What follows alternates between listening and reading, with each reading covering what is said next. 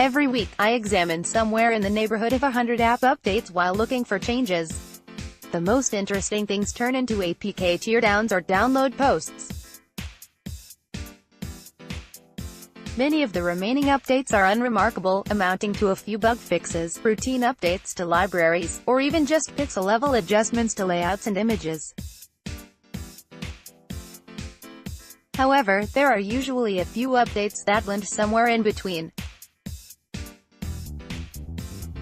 I don't want to spam readers with dozens of short posts, but I hate to ignore things that people might want to know about, so I'm going to wrap up the leftovers for a little weekend reading and call it Update Notes.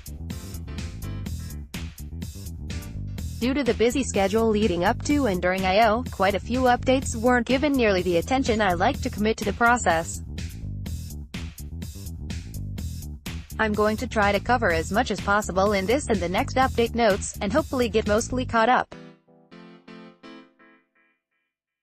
Needless to say, there are some updates I wanted to fit into this post that didn't make it on time, especially thanks to some unusually late updates rolling out last night, but I'll try to get the next post out soon. This was a fairly substantial update, but it slipped out right in the middle of I/O and the announcement of upcoming YouTube Premium changes, so we didn't have time to cover it properly. Fortunately, most of what came in this round was really not new in the strictest sense, so we can hit each point pretty quickly. It was just about a week before this update rolled out that a user reported a new player screen had appeared in YouTube Music. It was sporting larger buttons for player controls, moved the track information for currently playing songs into a permanent bottom bar, and effectively gave more visibility to the video by hiding the cue under the track information with an expanding button. There was also a slightly revised layout for the player in landscape orientation. With the v2.31 update, these changes appear to become standard. Down follow-up, SD card support. We already know support for SD cards is planned, but it looks like this update may be taking the implementation much closer to a final state. Several new lines of text and entries into the settings page show that the option to turn on SD card usage is nearly ready. Less than string name equals ref underscore offline underscore insert underscore SD underscore card underscore summary. Greater than insert an SD card to choose where downloads go. Less than string greater than less than string name equals ref underscore offline underscore insert underscore SD underscore card underscore title. Greater than insert an SD card. Less than string greater than less than string name equals ref underscore offline underscore storage underscore title underscore SD card. Greater than SD card storage. Less than string greater than less than string name equals ref underscore offline underscore use underscore SD underscore card underscore title. Greater than use SD card. Less than string greater than less than string name equals ref underscore offline underscore use underscore SD underscore card underscore summary. Greater than download music to the SD card. Less than string greater than excerpt from /xml /offline underscore settings underscore prefs.xml com.google.android.apps.youtube.music.settings. Storage bar preference Android. Persistent equals false Android. Title equals at string pref underscore offline underscore storage underscore title underscore SD card. Android key equals offline underscore category underscore SD card underscore storage app. Forced card equals true greater than less than preference Android. Persistent equals false Android. Enabled equals false Android. Title equals at string pref underscore offline underscore insert underscore SD underscore card underscore title. Android selectable equals false Android. Key equals offline underscore insert underscore SD underscore card. Android summary equals at string pref underscore offline underscore insert underscore SD underscore card underscore summary. Greater than less than preference Android. Layout equals at layout divider underscore preference Android. Selectable equals false Android. Key equals offline underscore insert underscore SD underscore card underscore divider. Greater than com.google.android.apps.youtube.music.ui. switch compat preference Android, persistent equals, false Android, title equals, at string, pref underscore offline underscore use underscore SD underscore card underscore title, Android, key equals, offline underscore use underscore SD underscore card, Android, summary equals, at string, pref underscore offline underscore use underscore SD underscore card underscore summary, Android, default value equals, false, greater than. So far, there's still no sign of this going live on any of my phones. It's fairly safe to assume it would require a phone with an SD slot, and may also require a card be installed. I've tried using an installed card, but still no luck. Teardown, activity recognition. Back in February, signs turned up that YouTube Music would be getting activity-based playlists similar to those we've seen in Google Play Music. The promise was that you would get different suggestions based on whether you were at the gym, driving, or whatever made sense. In the latest update, a permission request was added that will allow YouTube Music to identify if you're walking, running, biking, or driving. We see new labels for notification channels on a pretty regular basis, so it's no surprise when another one or two are likely to join the list.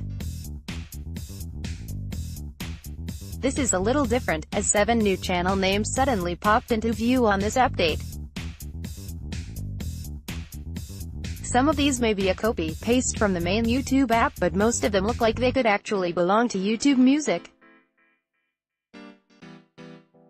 So far, none of these are appearing on my devices, so I'm going to assume none of them are live yet. As is common for the YouTube app, changes that come immediately after install are fairly rare, or at least they're usually just cosmetic adjustments. The latest update, the v13.17.55, added support for the break reminders mentioned during Google I/O. However, the version coming immediately before that also had a hint of something many of us have been looking forward to for a while. Follow-up, dark mode. The YouTube app is due to get a dark mode, and based on the web version, it should be coming very soon. While there's no mystery about anything besides when it's going to happen, it's worth pointing out that v13.17.53 added a toggle to the settings screen to enable or disable dark mode. It's obviously not live yet, or at least not for me or anybody I've spoken with. But at least with this addition, it's just that much closer to happening. Less than string name equals, pref underscore dark underscore theme underscore for underscore app underscore summary, greater than enable dark theme throughout the app. Less than, string greater than less than string name equals, pref underscore dark underscore theme underscore for underscore app underscore title, greater than dark theme. Less than, string greater than excerpt from /xml/ general underscore prefs.xml. Less than switch preference Android, title equals, at string, pref underscore dark underscore theme underscore for underscore app underscore title, Android, key equals, app underscore theme underscore dark, Android, summary equals, at string, pref underscore dark underscore theme underscore for underscore app underscore summary, Android, default value equals, false, greater than APK mirror, v13.17.53 APK mirror, v13.17.55. The latest YouTube update isn't looking all that different from any previous versions, but it does have a few clues about upcoming, or possibly current changes that raise the eyebrow a bit. Smart Remote. There's nothing too helpful to look at yet, but there are references to a new, Smart Remote feature, including a developer option to enable it. Right now, the layout that will contain it is effectively empty, so it looks like this is basically just a tease at the moment, but it's interesting to see YouTube working on a new remote control interface of any kind. Less than string name equals, mdx underscore smart underscore remote underscore title, greater than smart remote. Less than, string greater than less than string name equals, pref underscore developer underscore mdx underscore enable underscore smart underscore remote underscore hack, greater than enable smart remote hack. Less than, string greater than new layout, /layout /mdx underscore smart underscore remote underscore default underscore fragment.xml. There are also new lines that show YouTube can now, or sometime soon, recover from unexpected crashes and offer to resume playback on the video you were last watching. I know, this one is a month old, but I forgot to include it in the last update notes. There are obviously some new things coming to Android TV in the coming months, but most of it won't really apply to anybody that doesn't get an update to Android 8.0 or above. At present, this includes the now unsupported Nexus player, the Xiaomi Mi Box, a few Sony Bravia televisions, and some set-top boxes from an assortment of cable TV operators. Left, v1.1.11. Right, 1.2.7. If you happen to be one of the lucky Android TV users with the latest launcher, there is one small fix worth noting: the long press menu no longer shows the remove action if it's not actually supposed to be available. This command would be used to take a video or song out of your Watch Later playlist. In previous versions, if the song or video wasn't in that playlist, the option would still be visible, but labeled "not available" as an explanation of why it was grayed out.